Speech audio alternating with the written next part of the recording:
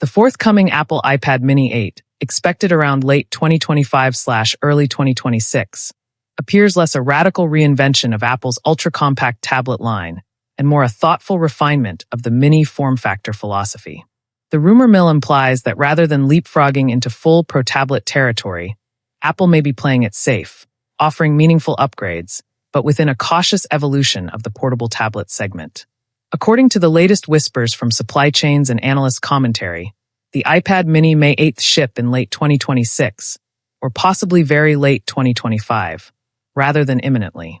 That extended wait is notable, because the compact tablet category is becoming ever more competitive with Android alternatives encroaching the small but capable niche.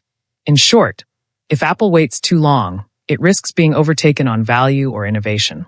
One of the most circulated spec leaks claims the iPad Mini 8 will adopt the A19 Pro class chip, possibly the same silicon thought to power the upcoming iPhone 17 Pro.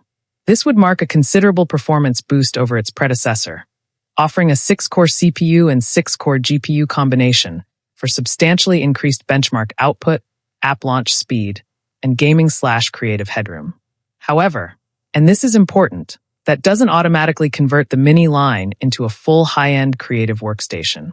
Thermal constraints, power envelope, and battery capacity in such a small chassis mean Apple may still prefer the A-series chip approach over a full M-series tablet-class chip.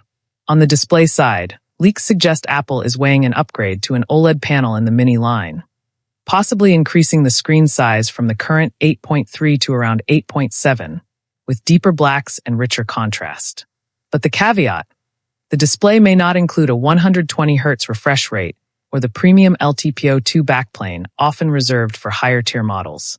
In short, you may see OLED upgrade buzz, but perhaps not the full Pro treatment. From a visual and physical redesign standpoint, the indications thus far point to modest changes rather than a radical overhaul. Expect the same fundamental form factor, similar bezel widths and thickness, and the same pocketable footprint.